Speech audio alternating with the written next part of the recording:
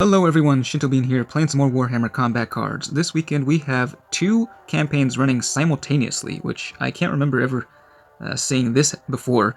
One of them is Tyranids against Space Marines with everything at max level and 400 points available. And then the other one is a much smaller scale boarding actions campaign with only 150 points. And for this one, it's Servants of the Emperor against Tyranids, but you're only going to be facing Gosar. Gosar is the only Tyranid warlord that fits the requirements for the boarding actions, so you'll just be playing against the same warlord. He is the easiest one to defeat, and this is also a clan campaign. So yeah, lots of rewards available if you play through both of those campaigns. For the mission rewards, we got the new reskinned Biovore. Still has the same stats at the moment, but it looks a whole lot better. And then for Servants of the Emperor, you can get this Imperial Navigator, Psyker with Psionic Blast. A very good card if you don't have many copies of it already. But that's not all. A number of Tyranid models got reskinned with the new models released by Games Workshop. So just going through all of them right here. We've got the Hormigaunt, the Gene Stealer with Furious Charge, the Lictor with Target Acquired, once again the Biovore with Barrage, Death Leaper. Really love this model. It looks so much better than the old one. And that's actually it for the reskins, but we also got a number of new models, which you can also see in the collection here, and they're also available in a new bundle in the shop. But we've got Termagant with Poison. That's a 6-point card. Those are the stats at max level. We've got another Termagant with Target Acquired, so getting a whole lot of Target Acquired for Tyranids. Previously, the Termagants, you could only get them through having the Tervagon as your warlord, but now you'll be able to run them as separate bodyguards. We've got the Neuro Lictor. This one only has a melee attack, but it has Fear, and being an epic card, it unlocks the secondary trait, which is Melee Scout at level 9. So, very cool looking model there. We got the Pyrovore. So this one is very similar to the Biovore. It's a bit more expensive. It's a rare card, and it has Barrage. And it gains 8 attack stats per upgrade. And then we got two massive monsters. The Norn Assimilator. So new legendary, this one gains 30 attack stats per upgrade. It's 81 points. It's got Big Game Hunter and Target Acquired for its traits, and those are the stats at max level. And then the other one is the Psychic version, the Norn Emissary. So yeah, big Psychic and melee attacks on this 83-point card, and it's got Regeneration and Target Acquired for its dual traits. So yeah, these two look like a lot of fun. They're not exactly the best traits ever, but I'm still curious to see them in action. And being the big Tyranid fan I am, I think I'm going to go ahead and grab this bundle here in the shop and see how they do at max level, because you can immediately run them at the max level in the current campaign. Before we do that, though, we also have a Greyfax bundle running 5 new bodyguards for Servants of the Emperor, and these combo very well with Inquisitor Greyfax because they are very cheap cards. Greyfax is not really the best for boarding actions, but these actually would work quite well with her. So we've got this Inquisitorial Interrogator with Inspiring Presence and eventually Fear.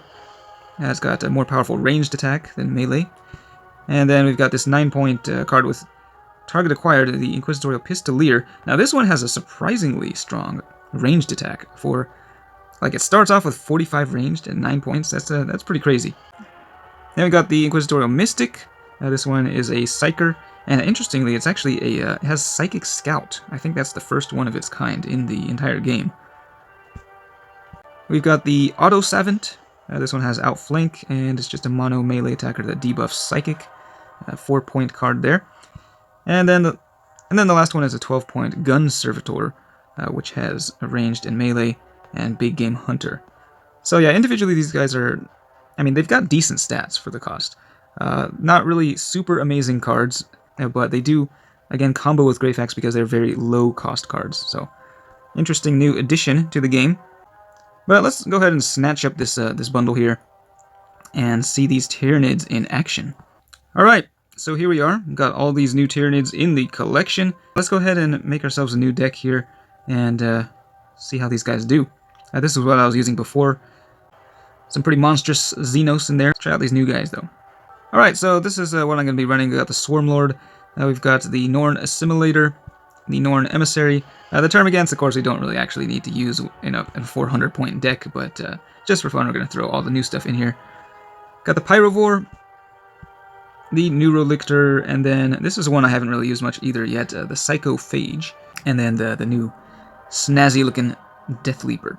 I still have 30 points unused in this deck, so of course you could swap out the Termagants for something bigger, but we're still early in the campaign, so shouldn't face anything too difficult. Alright, we are up against Watch Captain Artemis, which means we're going to have to be careful when deploying those big boys. They're dropping Bjorn the Fell-Handed with their first deployment. That's a pretty big guy right there. I'm thinking, you know, I really want to deploy this guy, but we're going to save him for a little bit later. We'll use this new Termagant here. This could actually come in handy. Cheap card. It's not going to be taking too much damage from the special rule, and we can use target acquired, but they got a Ballistus Dreadnought there. Some pretty nasty stuff. Target acquired combos pretty well with the Furious Charge from Death Leaper, so we can use that. Deal some pretty good damage there. And then they've got the Invader ATV over there with a precision shot, so let's drop the Psychophage. They have the first turn, so they're going to be doing a whole lot of damage, probably going ranged here, which means we do get to attack back 155 damage from that Furious Charge. Let's see, is this Termagant going to survive? No, definitely not. Psychophage will get the barrage attack off, though. So that Termagant goes down. Yeah, despite this only being level 8 in the campaign, these are some very powerful Space Marines we are up against. But we can go melee on our turn, deal some pretty good damage in return, I think. Let's drop, just for now, we're going to drop the Pyrovore in the center lane. Will it survive? I think, hopefully, it might survive. Once we take out the Inspiring Presence from Bjorn. Although, it might actually take all 3 attacks to take him down. We'll see. Nope. Okay, wow. Turns out target acquired at max level actually increases the damage by quite a bit. I think that Pyrovore is still going to die, though, because this thing does a whole lot of damage. Well, maybe not. I guess we debuffed him with the outflank, so...